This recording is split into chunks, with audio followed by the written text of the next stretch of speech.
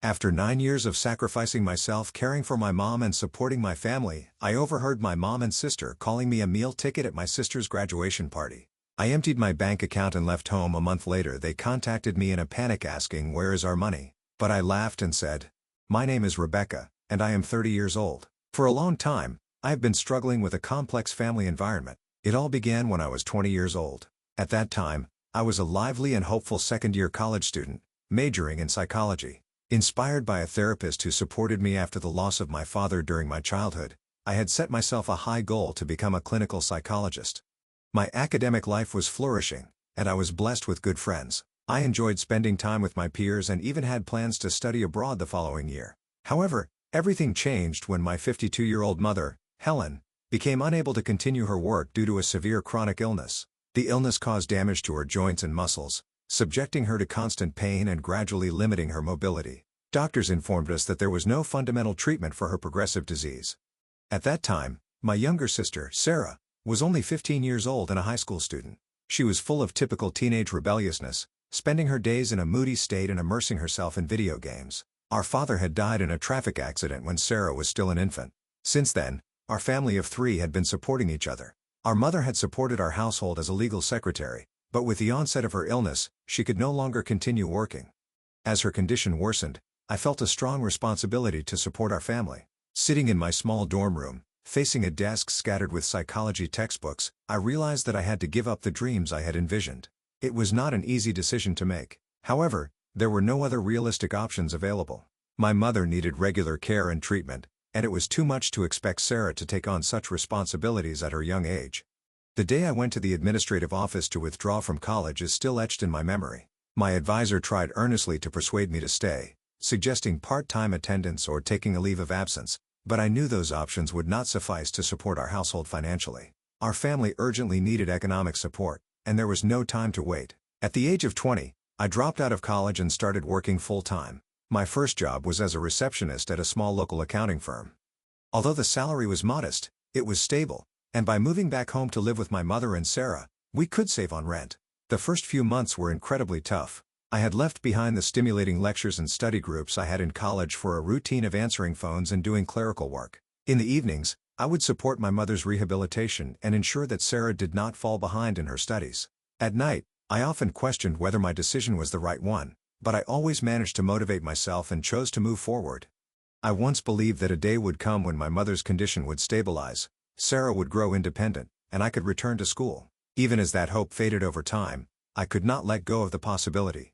As years passed, the dream seemed increasingly distant, but I continued to hold on to hope while facing reality. I started as a receptionist, but eventually was promoted to an administrative position, which slightly increased my salary, allowing me to cover our family's living expenses and my mother's medical costs. I made sure Sarah had everything she needed for school, including supplies, clothes, and funds for field trips. I was filled with the desire to provide her with the opportunities I had given up on. Thanks to my efforts, Sarah was able to graduate from high school with scholarships and support paved for her way to college. I was incredibly proud of her. It was a joy to know that at least one member of our family would achieve a degree. The moment she received her acceptance letter and tears of happiness spilled over. I took her to an ice cream shop to celebrate, just as my parents had done for me when I had performed well in school as a child. During that time, I had temporarily sealed away my dreams, given up on furthering my education, and sacrificed travel plans and personal time to dedicate myself entirely to caring for my mother and supporting Sarah. I was exhausted, but I kept telling myself, this is for the sake of the family. It was hard not to feel envious or dissatisfied when I saw posts from my college friends about their careers and vibrant new lives on social media. However, there were moments of joy, such as when my mother had a good day and we could enjoy old movies together, or when Sarah called from college, happily sharing her good grades and stories of new friends. These events made me feel that the efforts and sacrifices I had made were not in vain. Over time, however, I increasingly felt unappreciated, and it seemed as if my struggles were being taken for granted. Although my mother's condition was stabilizing, she still required a lot of care. She often lamented how difficult her life was, but rarely mentioned the efforts and sacrifices I had made. Sometimes she would say harsh things like, "You should be doing better," or "Other daughters would do more for their parents." These words hurt, but I pretended not to care. Meanwhile, Sarah's attitude changed significantly after she started college life. Initially, she would call weekly, excitedly talking about her classes and campus events. However, The frequency of her calls gradually decreased. Now, she mostly contacted us when she needed financial support or specific help, and she seldom asked about our mother or me. When I look at Sarah's social media, I see her enjoying time with her new college friends and pictures from spring break trips that are far beyond my reach. Every time I saw that, I felt the gap between us widen even more, and I was utterly clueless about how to bridge that distance. Even when Sarah returned home for vacations, she spent most of her time with her high school friends and showed little interest in our mother or me at home. However, a turning point came last week when Sarah graduated from college. Despite everything, I was genuinely happy for her success and filled with pride. I had been preparing for months and decided to gift her a simple yet high-quality watch for her graduation. It was not flashy, but I thought it would be suitable for job interviews. Remembering the thrill I felt when my father gave me my first watch at 16, I wanted Sarah to experience that special moment too. The graduation ceremony was emotional, and I was moved to tears as Sarah walked across the stage to receive her diploma. However, at the graduation party that followed, my mother and I were treated as mere background elements. Sarah spent most of her time with her college friends and her new stylish boyfriend, Wesley. Wesley's cold glances made us feel like unwelcome intruders. When I approached Sarah to give her the gift, she dismissed me, saying she was too busy. I stood there holding the present, feeling incredibly awkward and saddened. Holding back tears, I quietly sat in a corner of the party. That's when I overheard Sarah talking with Wesley. She was telling a group of friends how embarrassed she was by her family and how eager she was to move out and start a new job. She said she was tired of us dragging her down and planned never to contact us again once she left home. I was shocked and pained to hear such cold words from my sister, whom I had loved and supported at the expense of my own life. Remembering all the nights I helped with her homework, or gave her money for college instead of spending it on new clothes or hairstyles for myself, a rush of indescribable feelings overwhelmed me. That's how she really felt about us. The next day, I confronted her about her words. Hoping for an apology, I was instead met with harsh criticism. She said it was pathetic that I had sacrificed my life for our mother, and that she never asked for that. She accused me of being jealous of her success and trying to make her feel guilty. During our argument, our mother, far from defending me, claimed I was being dramatic. She said I should just let Sarah be and be happy for her. At 30, with no degree and a stagnant job, caring for an unappreciative mother and a sister who despised me, I felt my youth slipping away. I was seriously thinking that I needed to find somewhere new to rediscover myself and spend some time focusing on my own needs. Yet, I felt guilty about the thought of abandoning my mother without any support, especially if her health worsened. But as these thoughts haunted me, I realized I needed to properly communicate my feelings to my mother and Sarah. I rehearsed what I wanted to say over and over in my head, carefully choosing words that wouldn't sound accusatory. I invited Sarah over to try and reconcile. I suggested we go out for dinner together, and although she agreed reluctantly, I spent the day cleaning the house and making our mother's favorite lasagna, hoping for a moment of family warmth that might soften everyone's hearts. However, the evening quickly turned for the worse. Our mother started by accusing me of trying to make her feel guilty for being sick. "I never asked you to quit college. It was your own choice, wasn't it? Do you think I wanted to mess up your life by getting sick?" she continued, and then brought up how she had cared for her sick father for years without complaining. I tried to explain that I wasn't blaming her, just wanting to express my gratitude, but she wouldn't listen. Sarah mostly kept silent, saying I was being too sensitive, and she didn't mean it that way. But the look on her face made it clear she was serious about what she had said.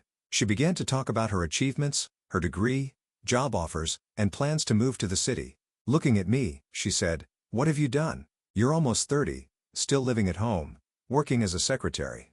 At that moment, I couldn't hold back my tears and sobbed as I told her how much she had hurt me. I asked why she treated everything like it was my fault. Our mother accused me of trying to create a conflict with Sarah. I said, "From now on I won't help you at all. And I don't feel the need to be involved. I don't have to sacrifice myself to protect you anymore." They reacted to my statement as if I was acting like I was the only one suffering, saying, "Don't talk like that," to which I replied, "Looking back over these 9 years, my life has been miserable." It was then that I felt there was no reason for me to stay. Holding back tears, I walked out of the house. I have never felt such a tightness in my chest before. I am currently staying at my best friend Vanessa's house, pondering my next steps. Vanessa has been my friend since high school and is one of the few friends I've managed to keep in touch with over the years. She has always been on my side. Feeling guilty, I considered returning home. But then my mother started talking about how ungrateful I am. That was the decisive moment. I have ended all financial support for them, and I told my mother that I needed to leave home and have some time for myself. She tried to make me feel guilty by saying her health would worsen if I left, but I firmly resolved to leave. I suggested other solutions, such as hiring home care or asking my sister to help, but she refused, saying she couldn't trust anyone else.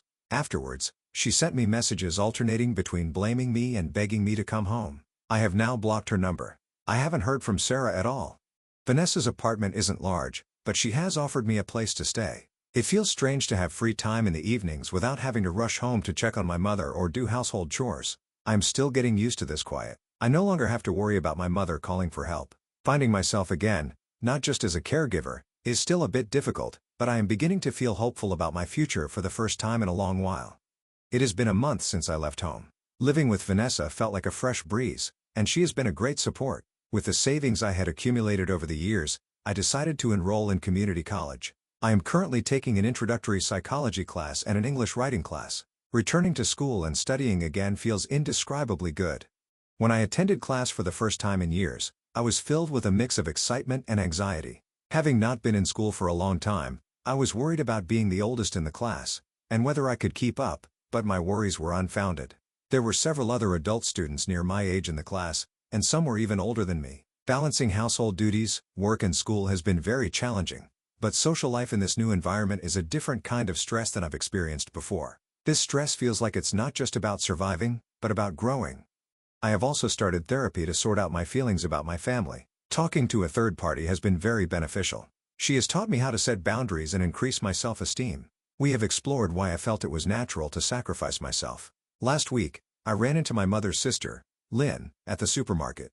I have always been close to Lynn, and she has been like a second mother to me. She asked why I wasn't answering my mother's calls. I briefly explained my current situation. There are moments when I feel relieved that not all the burdens fall on me alone, especially since I had some support from work and family. One day, my aunt called me to a nearby cafe for an important talk.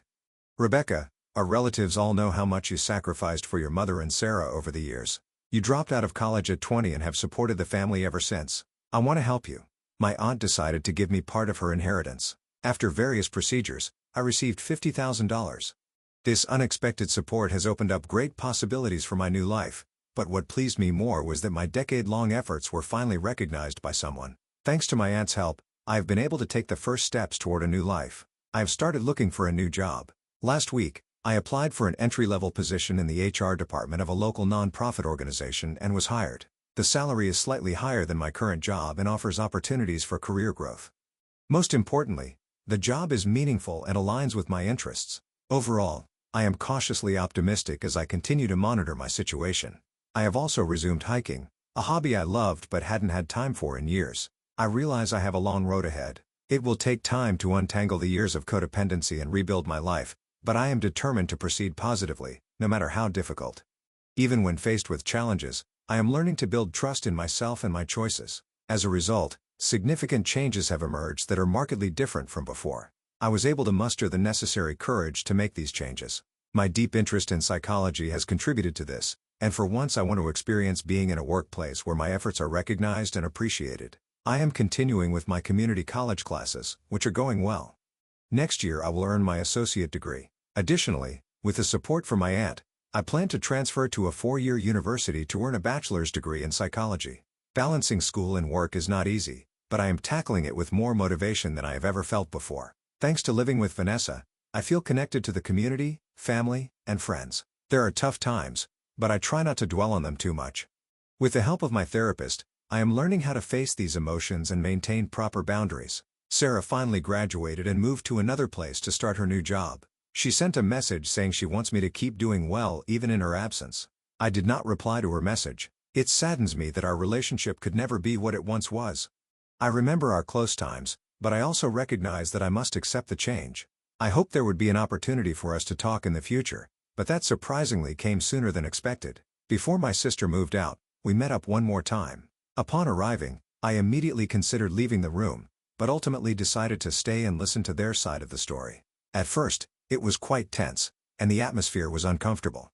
My mother looked older and more exhausted than I remembered. I was briefly tormented by guilt, but then I remembered why I had decided to leave home in the first place. As the night went on, my mother gradually opened up and acknowledged the support I had provided her. She admitted that she had taken me for granted for many years and was afraid of completely losing me. She also shared that she is learning to prioritize herself and her future without being selfish. Challenges remain. I am still figuring out how to balance my own needs with compassion for others in a healthy way. I am working on forgiving my family without allowing myself to be used again. It's a process, and I know there will be good and bad days, but, overall, I feel I am on the right path. I am proud of myself for having the courage to make these changes.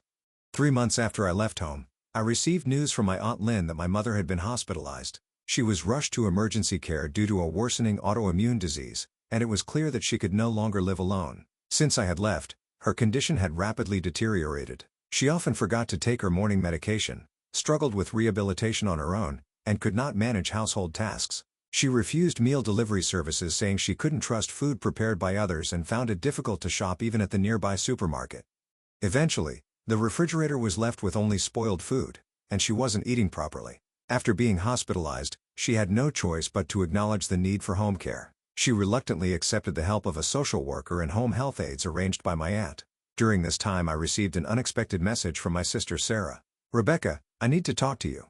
Can we chat on the phone when you have time?" On the phone she told me that our Aunt Lynn had shared with the whole family about my decade of dedication and the recent events from the onset of our mother's illness, my dropping out of college to work full-time, supporting her education, and her comments at the graduation party. Especially harsh criticism from our cousins Megan and Tiffany seemed too much for Sarah to bear. They were the same age and had been close friends with Sarah since their student days, so their words carried weight. "How could you say such things about your sister, who sacrificed her youth for 10 years, calling her a loser? Sarah, how could you not appreciate that the enjoyable college life you had was all thanks to your sister?" Facing criticism from relatives and the reality of our mother's hospitalization, Sarah seemed to deeply regret her actions.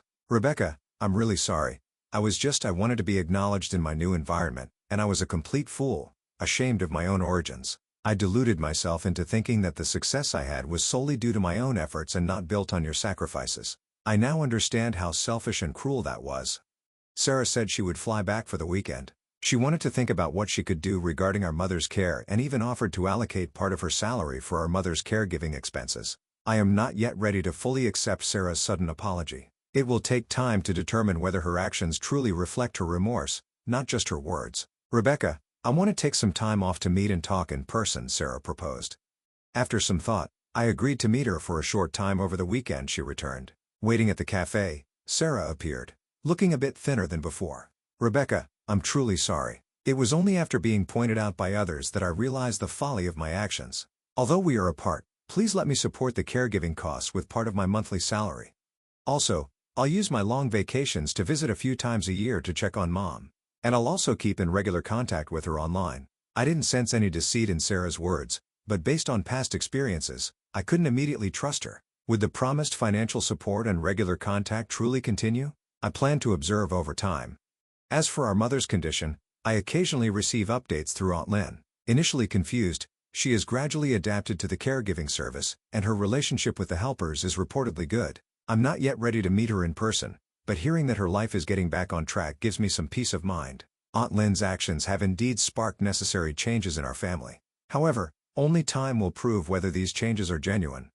For now, I'm focusing on my studies and work, keeping a watchful eye from a distance to see if each family member fulfills their responsibilities. I have decided to walk my own path in life. While prioritizing my own happiness, I seek to find a proper balance with my family.